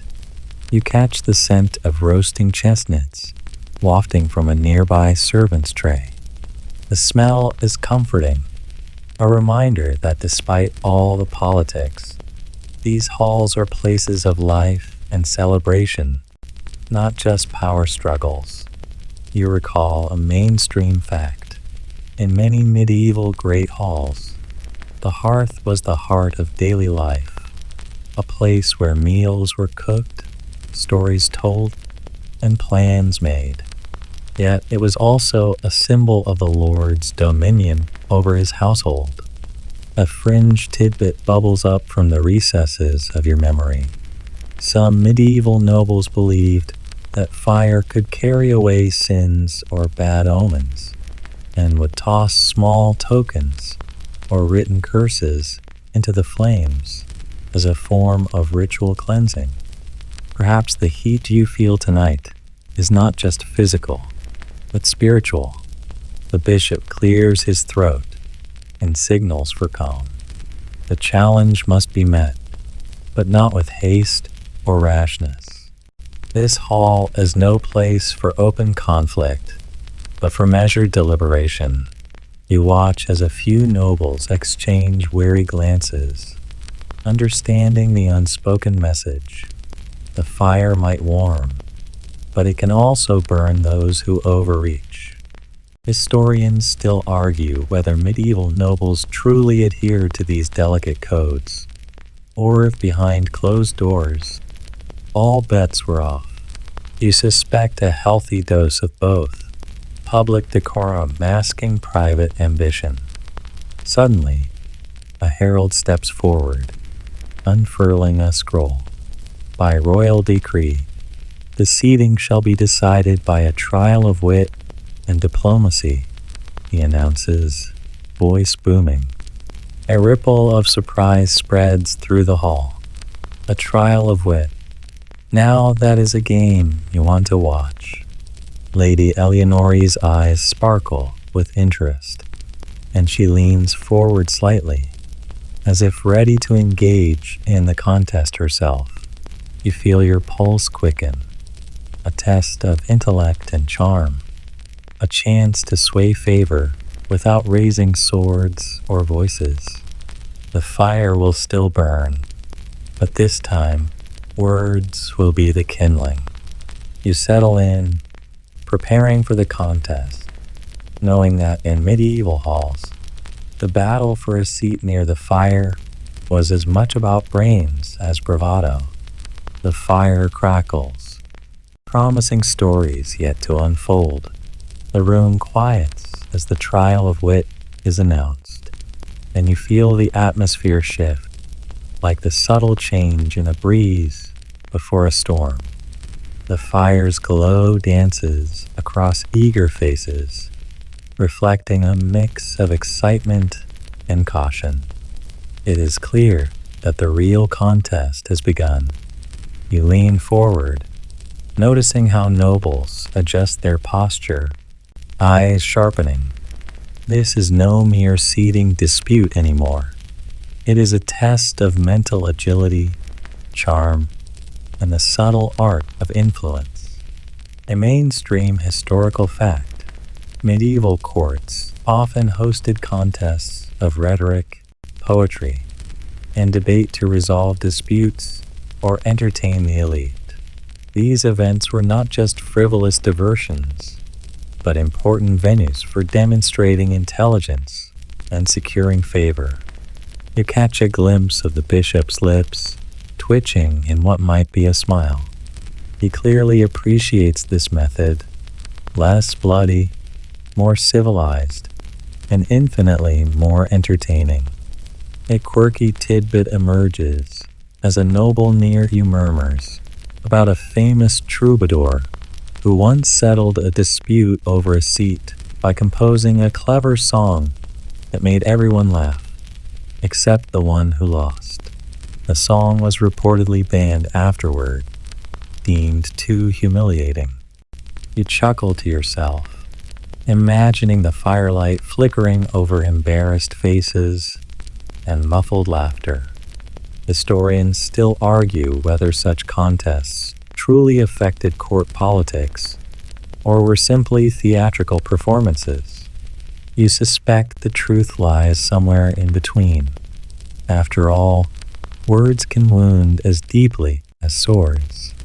The first challenger rises, a young lord with a smooth voice and confident smile. He begins with a clever rhyme, weaving praise for the king and subtle jabs at his rivals. The crowd listens, rapt and amused. You notice Lady Eleonore leaning in, her eyes sparkling with amusement and calculation. She whispers something to a companion, who nods eagerly. The second challenger, an older knight known for his sharp wit, responds with a witty anecdote about fire itself, its dangers, its allure, and the respect it demands. His words carry weight, a reminder that power is fleeting and must be handled with care. You feel the fire's warmth mingle with a fresh current of respect. This is no longer just about heat and comfort. It is about honor, skill, and a subtle dance of influence. As the contest unfolds, You realize the fire serves as a silent judge, its flickering flames mirroring the shifting fortunes and moods in the hall. You sip the spiced wine offered by a passing servant, savoring the blend of flavors, sweet, sharp, and comforting. It grounds you amidst the swirling politics. The bishop raises his hand to call for silence, preparing to deliver his judgment. The hall holds its breath. You settle back, eyes on the fire and the players before you, knowing that the outcome will decide not just who sits near the hearth, but who holds the true power tonight. The bishop's voice cuts through the murmurs like a gentle bell, calm, but carrying undeniable authority. The fire reveals truth not by heat alone, but by the light it casts on all who seek its warmth. His eyes sweep the room, measuring each noble's reaction. You sense the weight of his words settling in the air, mingling with the smoky tendrils rising from the hearth. It is a reminder that power is both illuminating and consuming, something you can feel licking at your skin, even from a distance. You recall a mainstream historical fact. Medieval bishops often played key roles in court ceremonies, not only as spiritual leaders, but as mediators and enforcers of social order. Their presence lent sacred weight to disputes like this. A quirky tidbit flickers through your mind. Some nobles believed that the ashes from the hearth could reveal the future, interpreting patterns left behind after the fire died down. It was a strange mix of superstition and ceremony, but no less serious for it. Historians still debate how much medieval nobles truly relied on such rituals versus practical politics. Perhaps, like most things, it was a little of both, a delicate balance of faith, tradition, and ambition. The bishop gestures toward Lady Eleonore, who stands gracefully. She steps forward with the calm confidence of someone who knows the game well. Her voice is clear and steady as she speaks, weaving a story that connects fire, loyalty, and the fragile bonds of court. You watch as the room leans in, captivated. Her words are not just eloquent, they are a masterclass in persuasion, reminding everyone that proximity to the fire means shared responsibility, not just privilege.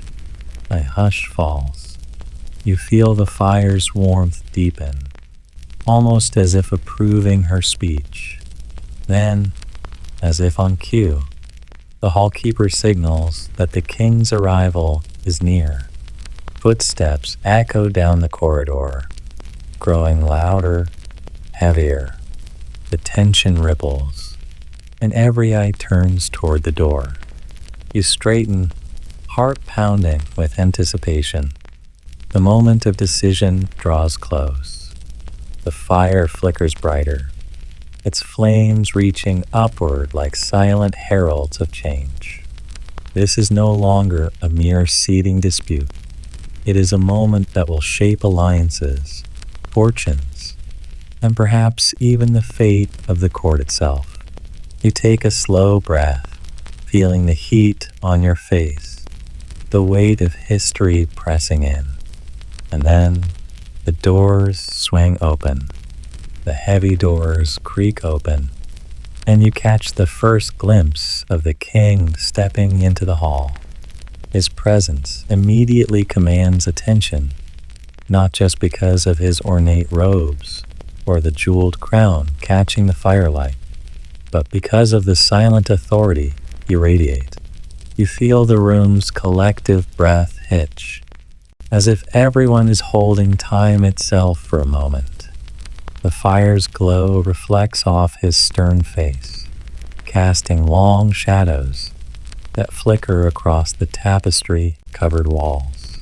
You sense that he is a man who understands the language of power deeply. Every gesture, every glance calculated and precise.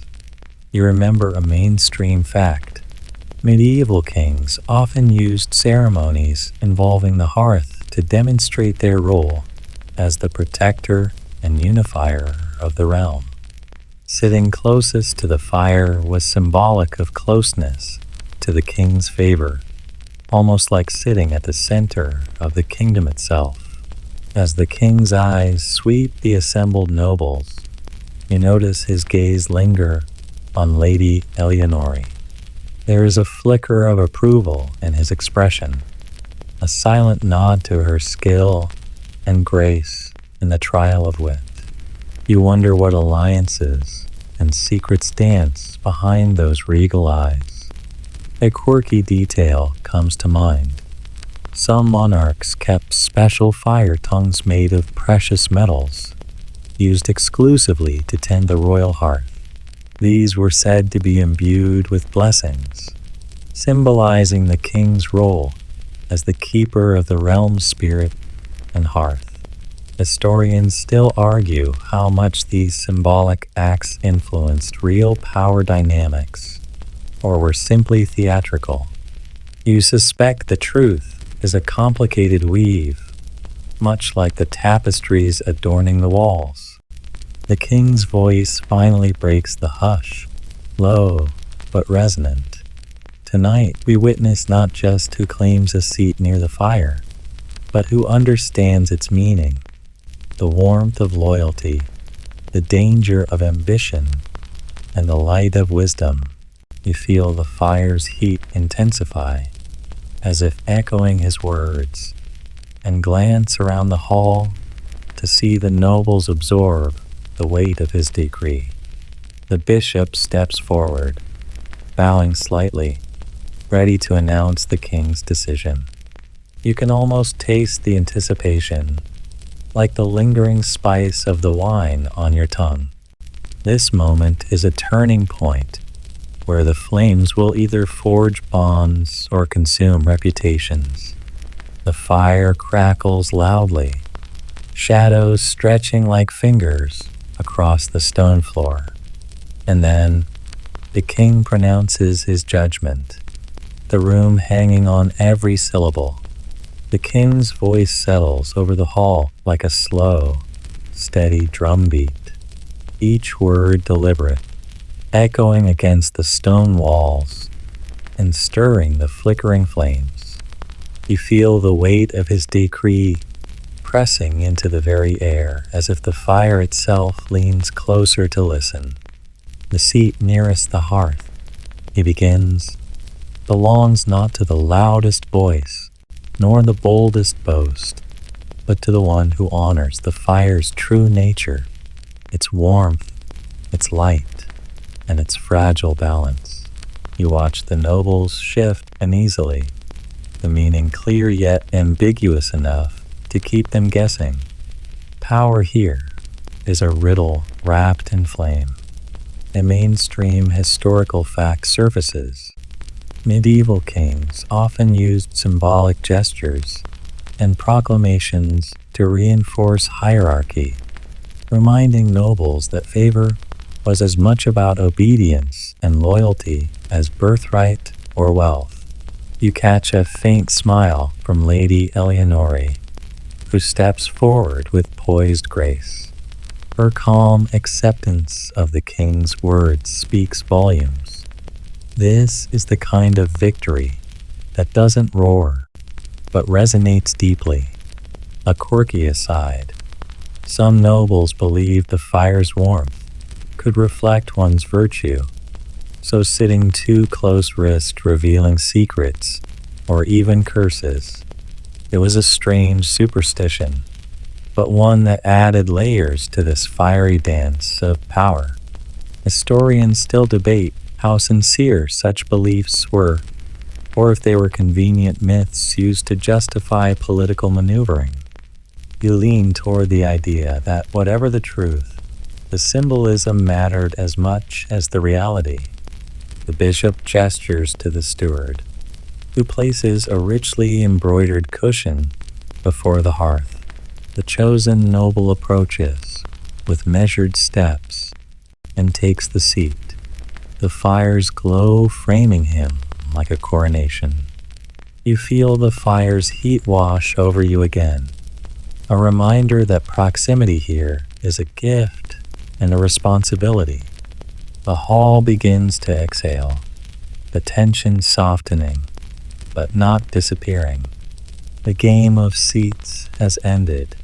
For now, you glance around, catching whispered conversations already beginning, alliances to be forged, debts to be repaid, rivalries to be reconsidered.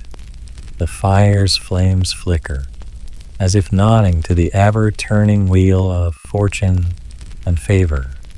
You lean back, warmed not just by the hearth, but by the knowledge that tonight you witnessed the quiet power of tradition, wit, and a well-timed word. The fire's crackle is a lullaby now, soothing and persistent. And you know, as the night deepens, the dance will continue. Elsewhere, another fire, another seat, another story. The fire's warmth now feels like a gentle embrace rather than a sharp presence. The hall quiets, the earlier tension melting into soft murmurs and shifting shadows. You feel the weight of the night settling like a familiar blanket, heavy with stories told and secrets kept. As the chosen noble settles by the hearth, others gradually find their places, some grudgingly, others with resigned smiles. The fire's glow softens the edges of rivalry, at least for a moment, weaving a fragile peace through the room. You recall a mainstream historical fact. The Great Hall was the social heart of a medieval noble's domain, where power was displayed, but also negotiated, where disputes like seating were rarely final, but always significant. A quirky tidbit surfaces. Some halls kept firekeepers, trusted servants whose job was not only to maintain the fire, but to observe and report on the subtle dramas unfolding near it. Little spies cloaked in the guise of caretakers. Historians still argue whether such roles were as secretive as legends suggest, or simply practical household duties inflated over time. Either way, you realize the fire witnessed more than warmth. It saw ambition, fear, and fleeting triumphs. The bishop gives a quiet nod to the king, who looks satisfied yet contemplative. You sense the unspoken understanding that tonight's order is a momentary balance, easily disrupted by the whims of fate or future intrigue. You lean back, watching the fire's last bright tongues flicker and curl before settling into steady embers. It is a perfect metaphor for the noble disputes, fiery and fierce, yet ultimately transient. You take a slow breath, the smoky scent mingling with the fading spice of the wine. Your eyelids grow heavy, the world narrowing to the soft hiss of the fire and the gentle rustle of distant tapestries. The fire may burn low, but the stories, the struggles, and the quiet battles for favor will flare again, just as tomorrow's dawn will bring new light, new chances, and new seats by the fire.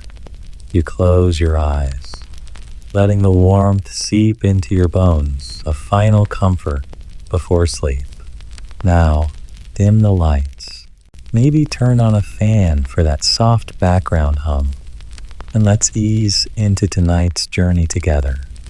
As the night deepens, The fire's glow softens, casting a calm, steady light that soothes the edges of your thoughts. The great hall grows still, the echoes of disputes fading into quiet memory. You're wrapped in the warmth, not just of the hearth, but of stories passed down through ages, of power and wit, rivalry and respect.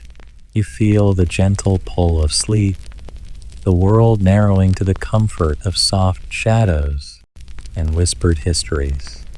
Remember, the flames may flicker and fade, but the light they leave behind lingers, like a promise, a secret, a lullaby.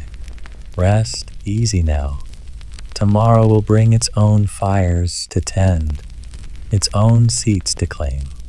But for tonight, you're safe here, warmed by the glow of stories and the soft hum of history's endless dance. Sweet dreams.